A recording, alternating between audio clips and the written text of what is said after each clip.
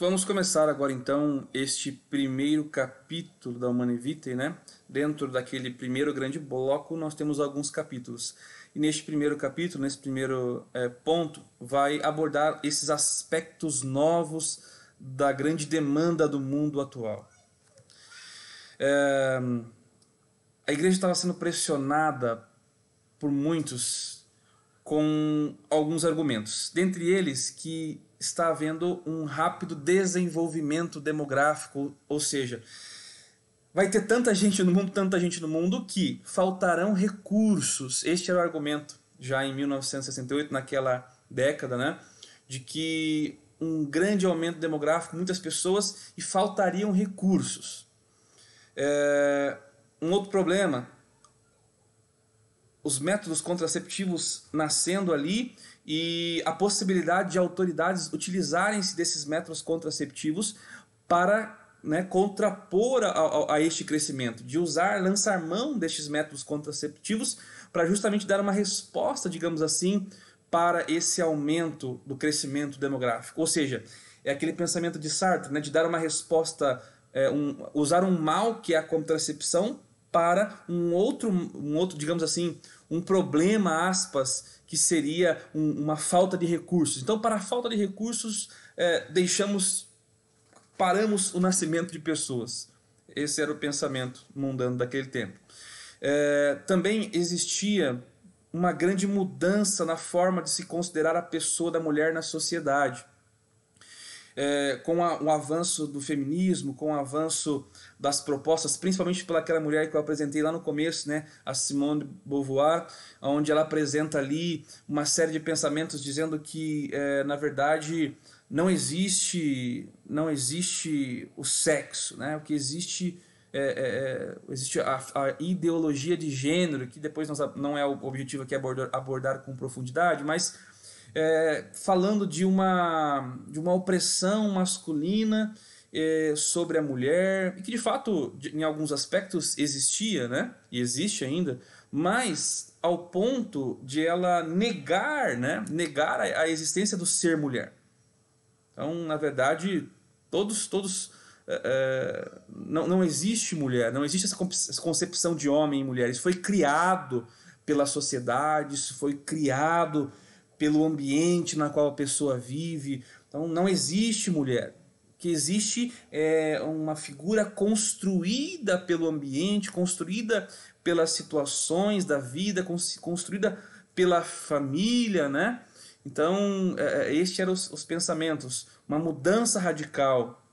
É lógico que nós entendemos aqui, né, irmãos, que de fato é importante essa elevação da dignidade da mulher, até porque a igreja sempre fez isso, né? A igreja sempre mostrou a dignidade da mulher, sempre colocou ela como papel de evidência, podemos ver até pela devoção à Imaculada Virgem Maria, não é? Então a igreja nunca foi contrária, nunca desejou a escravidão das mulheres, nunca desejou o menosprezo das mulheres, muito pelo contrário, né? Muito pelo contrário. O problema é que dentro do movimento feminista e dentro de alguns pensamentos, eles quiseram subjugar, inverter a balança, ou seja, então se o homem estava oprimindo, agora é a mulher que tem que oprimir o homem, agora é a mulher que tem que colocar o homem debaixo do tapete para pagar uma dívida histórica.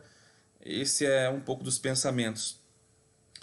Também, dentro dessa grande problemática que está acontecendo, está os grandes progressos do homem. Ou seja, o homem, com o avanço da tecnologia, da internet e tudo mais, consegue alcançar campos que antes ele não atingia. Dentre essas revoluções tecnológicas vão surgindo, né, esses avanços da medicina com relação às pílulas anticoncepcionais, a camisinha, entre outros métodos. Então, o homem, neste tempo, aparentemente parecia que ele tinha o controle do mundo em suas mãos, ele era dono de si, sobre as regras do mundo.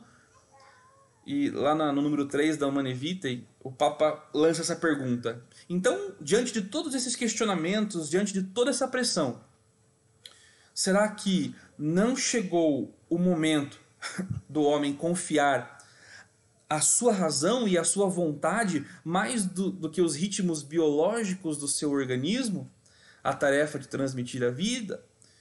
Então, diante de todo esse questionamento, diante de todas essas situações, será que então é o momento do homem se lançar somente à sua razão e à sua vontade e ignorar as regras, os ritmos biológicos que estão dentro do próprio corpo, da própria alma, do próprio ser do ser humano? Olha o tamanho da problemática, né? E diante disso, Paulo VI vai afirmar a competência do magistério da igreja em dar a resposta a todos esses questionamentos. Veja, olha o que ele vai dizer no número 4. Nenhum fiel quererá negar que compete ao magistério da igreja interpretar também a lei moral natural. É incontestável, na verdade, como declaram muitas vezes os nossos predecessores, os outros papas, que Jesus Cristo, ao se comunicar a Pedro e aos apóstolos a sua autoridade divina e enviá-los a ensinar a todos os povos os seus mandamentos, os constituía guardas e intérpretes autênticos de toda a lei moral, ou seja, não só da lei evangélica, mas como também da lei natural. A lei natural é aquela lei que está cravada nos nossos corações, que está gravado lá, que nos impede, que internamente faz nos lutarmos contra o mal. Essa é a lei natural, a lei que está impregnada lá dentro de nós, que nos empurra para o bem. Dado que ela é igualmente expressão da vontade divina e que a sua observância é do mesmo modo necessária para a salvação. Então, o Papa aqui reafirmando a competência do magistério, o próprio chamado de Jesus, dando autoridade ali ao magistério da igreja para que anunciasse o evangelho, mas para também ensinasse, né? Você vai lembrar até mesmo lá que em Atos dos Apóstolos, as primeiras comunidades viviam sobre os ensinamentos dos apóstolos, sobre a doutrina dos apóstolos, essa doutrina que dentro da Igreja Católica ela é mantida e guardada durante os 2000 anos por todos os papas, por todos os bispos, durante todo esse processo da Igreja. Esse é o magistério vivo da Igreja. O magistério é justamente esse, o guardião. Não é ele quem inventa, né, a palavra, não é ele quem inventa a revelação de Deus, não, mas o magistério é esse guardião, esse intérprete fiel da palavra de Deus, dos ensinamentos de Deus. Por quê? Porque ele recebeu diretamente de Jesus Cristo esse mandato, esse ensinamento. E para escrever esta encíclica Humanae Vitae, como eu falei antes, o Papa não simplesmente lançou e começou a escrever que nem louco, né? Não fez isso. Ele montou uma comissão de estudos, né?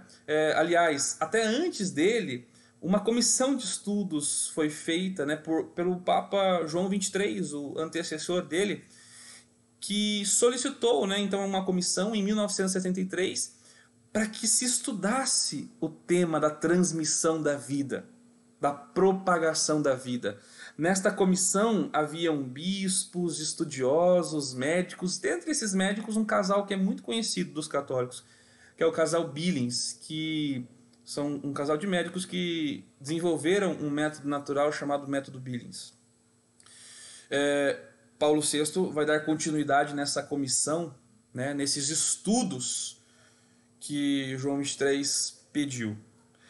Veja, a finalidade dessa comissão: recolher opiniões, né, sobre problemas da vida conjugal e, em particular, sobre a regulação da natalidade. Então, o Papa pediu ali para que esses bispos, esses estudiosos, recolhessem opiniões sobre o tema. Outra finalidade: fornecer elementos e informações para que o magistério pudesse dar uma resposta adequadas aos fiéis e ao mundo. Olha que interessante. Então a igreja ela se colocou nesse processo de escuta para que então ela pudesse olhar para todo o ensinamento milenar da igreja e dar uma resposta de acordo com a doutrina, mas uma resposta que atendesse